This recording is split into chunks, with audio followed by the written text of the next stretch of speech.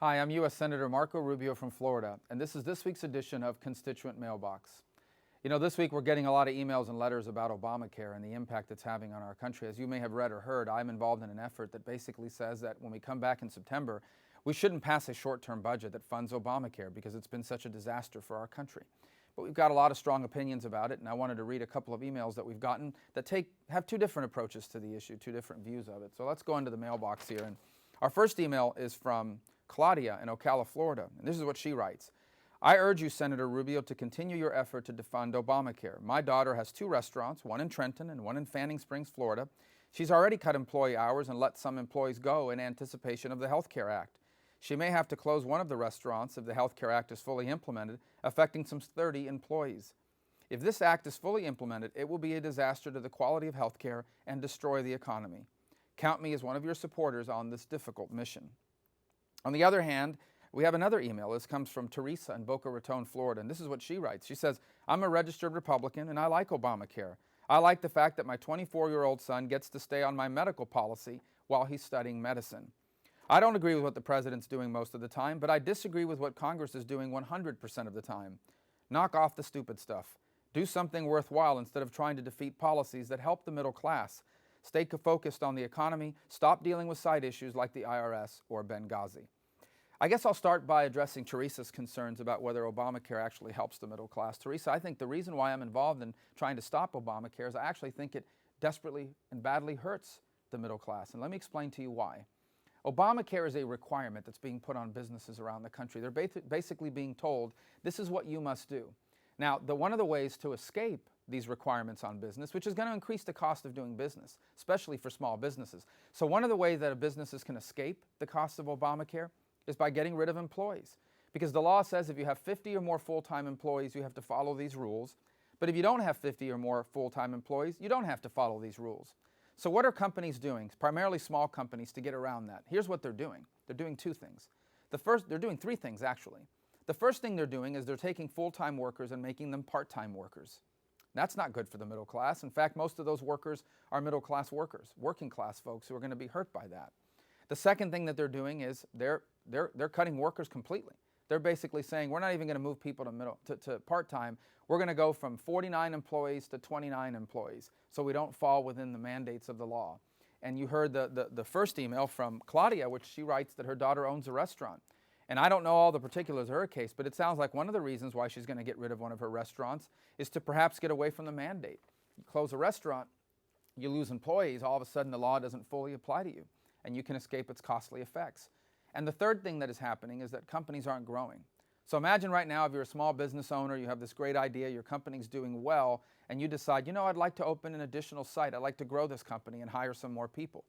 But then your accountant comes to you and says, you realize if you grow your company and hire more people, the Obamacare law is going to be triggered and you're going to have to comply with its costly mandates.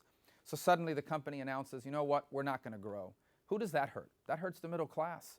Because middle class workers who are going to get hired at that new facility with that growth, they're not going to get hired now. They're going to stay unemployed or underemployed or working part-time somewhere. That's not good for the middle class. But that's not the only impact Obamacare is having on the middle class. Let me give you another one. Let's say you work at a company right now that offers health insurance and you're happy with that health insurance. Chances are that next year, that's not going to be the insurance that you have. In essence, you have insurance now, you're happy with that insurance, and when the law passed, you were told if you're happy with your insurance, you're going to get to keep it. But the reality of it is that rates are going up so high in these insurance companies that many companies are now saying, you know what, we're not going to offer the same insurance next year. We're going to move you to a new insurance. So suddenly you've got all these middle-class folks in Florida that are happy with their health insurance coverage that are going to lose it.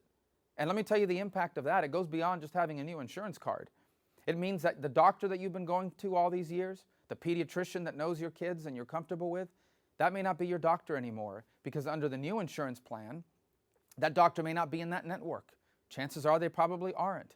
And if they aren't, you lose your doctor relationship as well. Again, another broken promise of Obamacare. There's another aspect to this, by the way. A lot of companies are deciding, you know what? It's cheaper to just put everybody on the government insurance, or what they call the exchanges. I don't even have to offer insurance next year. I can just pay a small fine to the government, and then I move my workers to the exchange. Again, there's a problem with that. Number one, the exchanges aren't even up and running yet. I can't tell you what the exchange looks like for you because right now they're not even up and running. They're supposed to be up and running by October 1st, but all across the country, these exchanges are way behind schedule.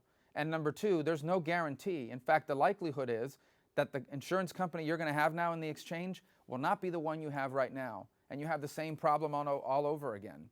Adding to all that is, imagine now if you are individually insured. Let's say that you're a middle-class small business owner, you have a small company with 4 employees. Obamacare's mandates in terms of your employees doesn't apply. But what about your insurance? You're probably buying your insurance as an individual. But here's what the insurance commissioner of Florida announced a few weeks ago. Here's what he said. He said that next year, because of Obamacare, the premiums, the rates, the costs of individual health insurance in Florida is going to go up by 30 or 40%. Who is that going to hurt? That's going to hurt the middle class. It's not going to hurt billionaires and millionaires.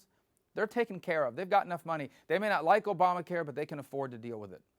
Who's really going to get hurt is the middle class and the working class. The small business owner who runs a small accounting shop or a bakery or a dry cleaner, and they have individual insurance, and their premiums are going to go up by 30 or 40% next year because of Obamacare.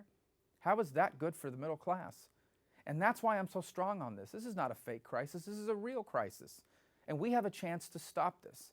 But our last chance, perhaps our last best chance to put a brake on this Obamacare disaster is in September, when we take up the short-term budget. And the only thing I'm saying is we should not shut down the government. We should fund government. The only thing we shouldn't fund as part of that budget is Obamacare.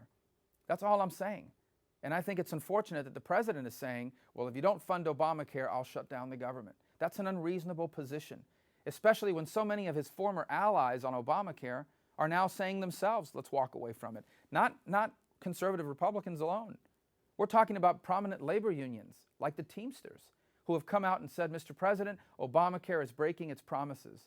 And he highlighted all the things I pointed out earlier, people being moved to part-time, people losing their hours, people losing their jobs, their premiums going up, and the labor unions, traditional supporters of the Democrats and the president, are calling for Obamacare to be suspended or repealed. In fact, here's the most ironic one.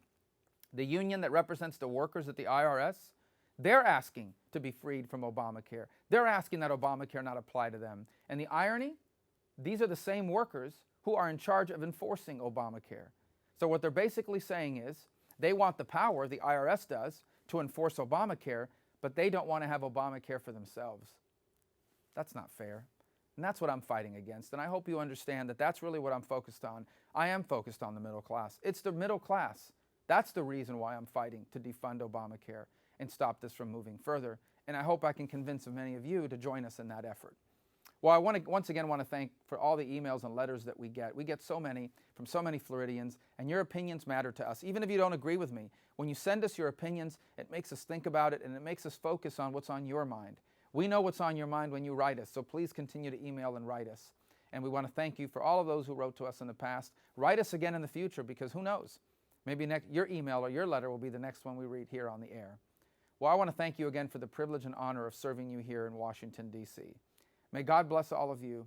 May God always bless the state of Florida. And may God continue to bless the United States of America.